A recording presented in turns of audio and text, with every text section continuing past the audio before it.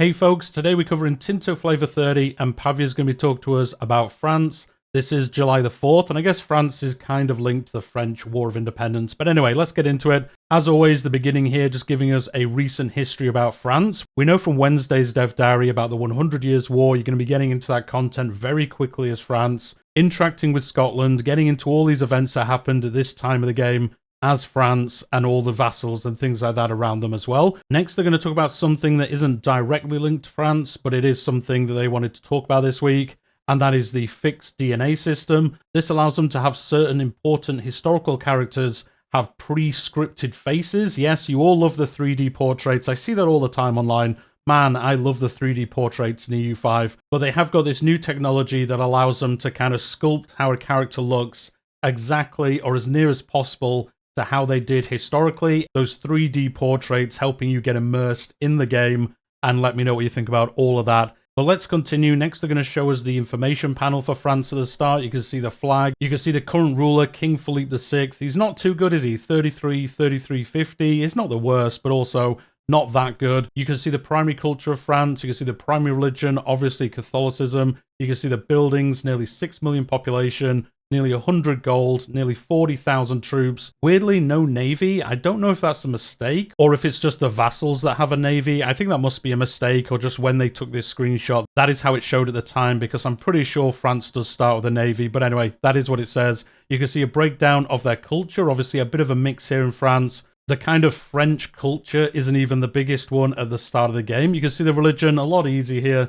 A lot of Catholics. There are some other religions as well. That obviously will change as you get into the wars of religion, and they're going to cover that later on in the Dev Diary as well, how it interacts with France and what you can be doing as part of it. The next tooltip is just the country of France tooltip. You can see the ruler, you can see his heir at the moment, you can see Paris as the capital, and then a kind of condensed version of everything that we just saw as well. Next, they're going to show off some maps. You can see here the breakdown around Paris, how it looks at the beginning. The next screenshot, a little bit more zoomed out. You can see the top of France, or I guess in this time frame, probably most of actual France. The rest of like modern France being partly English, and then also some other vassals as well. So I guess this is probably the bulk of actual France. You can kind of see that in the next screenshot, although I guess there is actually more French land in the south than I remembered. But you can see here the kind of darker blue is the lands that France holds directly. The lighter blue are their vassals, tributes, that kind of thing. You can see England. We got a lot of information around that on Wednesday. And then to the east, you can see the HRE,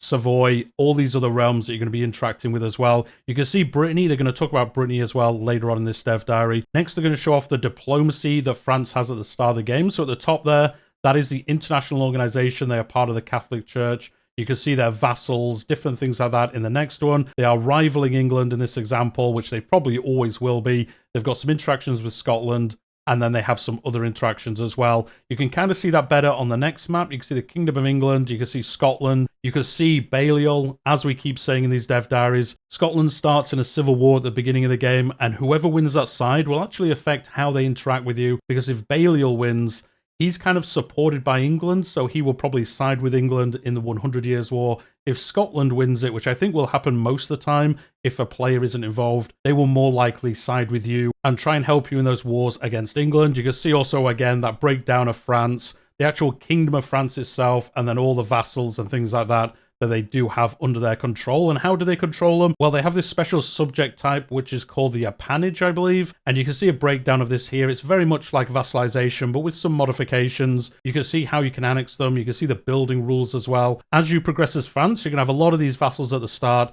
And then as you progress through, you're going to start unifying France into one country, and then progress even better once you start doing that. You can see in the next screenshot the kind of modifiers that this new subject type also gives France and the vassals. So the benefit of the Overlord, crown power minus 1%, the nobles having a lot of power in this time in France, stability decay 0.10% worse, monthly legitimacy 0.03 better, subjects pays 20% of its income to the Overlord, subjects spread their embraced institutions to the capital, so in Paris they get a little bit of a boost from that, from all these vassals.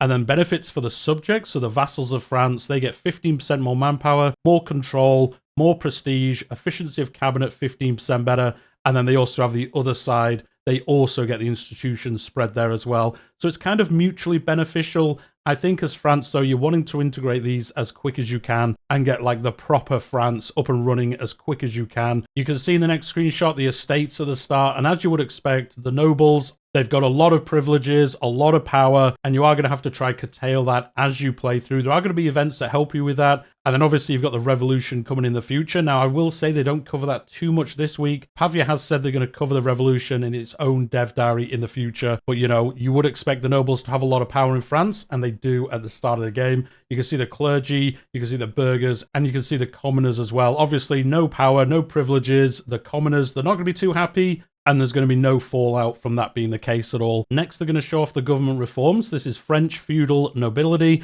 This gives quite a few modifiers. So peasant estate satisfaction equilibrium -5%, cultures capacity +2, which is going to help you in France with all those kind of smaller cultures that you're wanting to integrate into your realm. Loyalty subjects -25. That isn't ideal.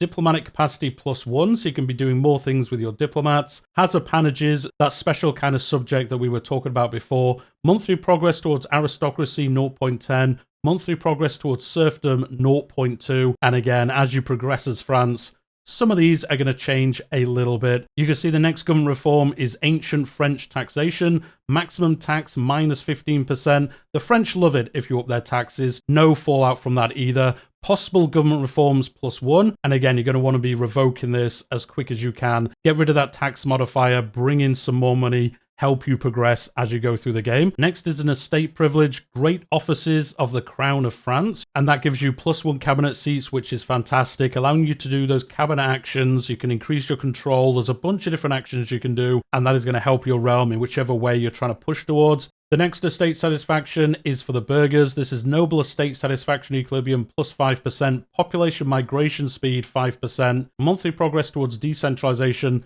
0.10. So although this is one for the burghers, it actually makes the nobles happier. I think it's kind of keeping them pushed down a little bit and saying like, hey, wait, the nobles have power, but we'll kind of throw you a bone here. The population speed movement does help because if you build industry somewhere, you can attract people to that area that little bit easier. So it does kind of help the burghers in your realm. Next, as we've seen in a couple of realms, the Parliament for France has a very flavorful name. And you can see that on the screen now. I won't try butcher the name of it. I am English. I'm going to butcher so many French things, and I don't mean to do it on purpose. The next thing they're going to show is a bunch of advances. The first one is a knightly nobility. This is available in the Age of Traditions.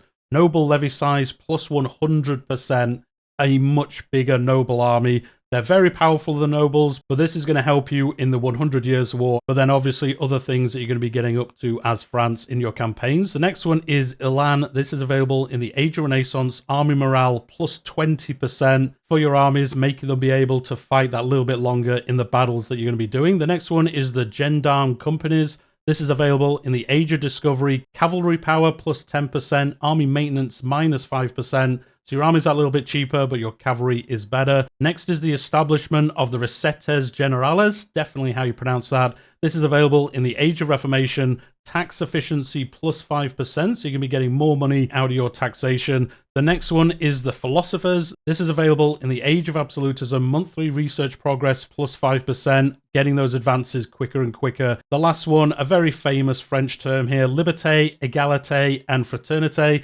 available in the Age of Revolutions. Tolerance of heretical and heathen beliefs +1. So that is going to make those people that don't follow your religion that little bit happier to be with you. And then you've got the revolution happening, and that is going to cause a bunch of upheaval as well. But again, they're going to talk about that in a later dev diary. Next, as France is a tier 1 country, they're going to have 205 dynamic historical events, which is a lot of events. And that is just going to make your playthroughs as France that little bit more interesting. And some of them they are going to show off now. So the first one is Gabelle. Our income is ever decreasing, our armies are often undersupplied, our cities are destitute, and our coffers are empty. The time is now to consider alternative sources of taxation. And this again, with that blue box there, the kind of like historical reason why this would have happened. Salt is to be taxed, or we cannot afford a peasant revolt now. Maybe that will happen in the future, who knows. If you do choose the top option, which is the historical one, if this is your first of these videos, the option with like the book there with the bookmark, that is always the historical option in these events, in any event you see in the game. And if you choose that option, you get this government reform, maximum tax on the peasant estate +20%, possible government reforms +1. and then month 3 progress towards serfdom 0.10. So yes, you are taxing the peasants more, and you are moving them even further into serfdom, but you are going to be getting more money from that, and then that can fund other things as well as France. The next event is called the Ordinance of Normandy. Though originating in earlier times, only recently have we completed our Ordinance of Normandy. This document, with the power to revolutionize our jurisprudence, could be used to enforce a greater level of centralization that we ever thought possible. And again, the breakdown there of historically what happened, and then the ordinance will be enforced, or upsetting the nobles would be unwise. Next is the rise of Etienne Marcel. Hailing from the wealthy burgher family, Etienne Marcel has made quite a name for himself in the recent years throughout France. And then you can decide, no, he's just another delegate, or we welcome him into the Estates Generale. And I think this is based on a historical person. I don't know a lot about French history. I know some French history, but I don't know of this specific person. You can let me know in the comments down below exactly what I got up to. The next event is the Eagle of Brittany. An entourage from Brittany arrived earlier in Paris, commanded by the Breton general Bertrand the Eagle, a distinguished general who has already pushed back several English excursions into Brittany, and then you could decide he should lead the charge against the English. Bertrand the Eagle is needed more in Brittany, or retire him from service. You could just say, hey, look, you've done a lot of good stuff for France, but why don't you just go to your chateau and, leave it to the rest of us? And then that will end this chain of events. They do say there are other events based on this guy if you do choose one of the other options that is available. The next event is minting of the franc. Recent global affairs have led the Treasury of France becoming financially strained, and this is all around trying to correct this. Allow the minting of the franc. We should exploit this new coinage, or the risks are too great. So depending on which option you choose there, you will have different outcomes. Unfortunately, they don't tell us what they are. It would have been nice to see that, but I guess when we're playing the game, we will see some of that. You can see the next event, the birth of a permanent taxation system. This is counteracting those modifiers that we saw earlier in this dev diary. So following a massive undertaking, the king has completely remodeled France's finances. Whilst France has maintained the policy of exceptional only tax that is only collected during times of war, King Philippe has basically said, no, I would like money all the time. How about you deal with that? And again, you can say issue this, or the old ways are better. If you choose issue this, France will gain access to the tail laws. This will remove the ancient French taxation government reform, which is what they showed off earlier. We will enact a permanent tax policy, and then King Philippe will gain 10 admin ability and 5 diplomatic ability, which is pretty good, to be honest. A nice little bonus there if you do choose that option. You can see that tail law here. Again, apologies if I'm mispronouncing that, but this allows you to have permanent tax or exceptional only, and you can choose between those. And then, as we mentioned earlier, the wars of religion obviously affect France, and there's going to be a unique disaster in France related to that. You can see that on the screen now, with new faiths spreading rapidly among the population and its leaders growing increasingly bold, and the only outcome of this is turmoil awaits us. You can see here the French wars of religion. The Kingdom of France gains allows clerics to migrate, yes. Clergy estate satisfaction equilibrium minus 50%, that is a lot. Clergy power plus 100%, so they're less happy and they're more powerful. Monthly war exhaustion plus 0.15, that is a lot. That is going to really affect you if you can't get that down. If you can't combat that, I guess you do have the additional cabinet seat. You could have one of your cabinet members permanently trying to reduce this, but 0.15 is pretty bad, especially if you're in some wars as well, and they're not going too well for you. You could have some serious issues if that does start to build up. And then you can see in the next screenshot the situation panel for this, the French wars of religion, obviously the Kingdom of France involved, and then you can see the different religion populations. So you've got Lutheran, Calvinist, and Catholics. The main action, reach a compromise with the Huguenots, and then that will allow you to kind of combat this a little bit as well. Also in the Reformation Edicts is a unique law for France, and one of them is the means to resolve this disaster. And you can see for this, there are 6 different policies you can choose from. They're going to show off one of them here. They're going to show off the Edicts of Nantes, and this will give you clergy estate satisfaction equilibrium minus 5%, stability investment 0.2 better, and that will allow you to get more stability for less money in that investment. And then also tolerance for heretical beliefs plus 2. So this is really saying, like, look, we are Catholic, but we don't mind the Protestants too much. We will tolerate them within our realm. And then once you've ended this situation, you can see here the end of the French wars of religion. Through sheer strength and piety, we have overcome all obstacles in our struggle to rid the kingdom of heretics that plague the land. One people, one faith, and then you've got a unified France, and see what else you could be getting up to. And then at the end here, they're just going to show us a couple of other kind of unrelated events. And the first one here is Cardinal Richelieu. Since his appointment as the Cardinal, he has become an influential figure in the royal politics of France. Obviously a very historical person here, and they do say there are subsequent events based around this character, what he got up to, and whether you want to kind of play out history the same way, or if you want to change what happens with him and the French in general. The next one is another historical person, René Descartes, I believe. Again, apologies for my French. A renowned mathematician, scientist, and philosopher. And then for this character, you could say we should sponsor his genius innovations, and I would presume that increases your research speed or something like that. And then next, we've got the commissioning of Versailles, obviously a very famous place in France. And this is all around building the Palace of Versailles. We need it for the glory, or such a project would be a great expense to the state. You're probably going to build this, I think, every time that you are France,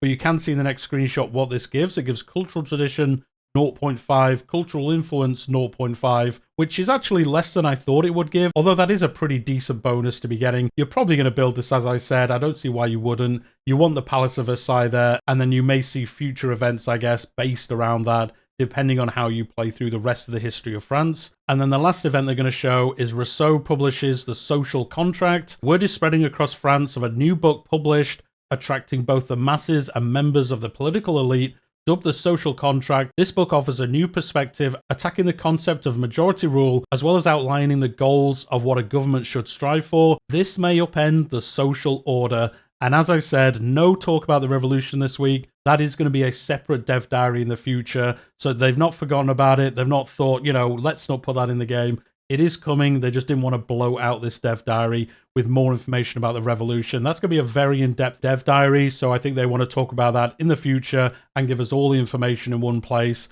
And with that, that is the end of this week's video, the end of this week's dev diary. They do say next week we're going to get information on Mesoamerican religious groups, and then also on Friday, a very cool one. We're going to get all the Tinto flavor around the Aztecs, how they play out, how you can form them, and then how you can stand up against the Europeans when they arrive. It's going to be a very cool one to go through next week. But with that, we will leave it there for today. So if you've enjoyed today's video, hit that like button, subscribe if you're new here. I cover all the news around EU5, the dev diaries, other news, information that comes out, and I also cover Crusader Kings 3 in a very similar manner. So if you enjoy my videos, they're the two games that you will generally see on the channel. So do subscribe if you're interested in either of them. But I will leave you there for today, and I'll see you all in the next one.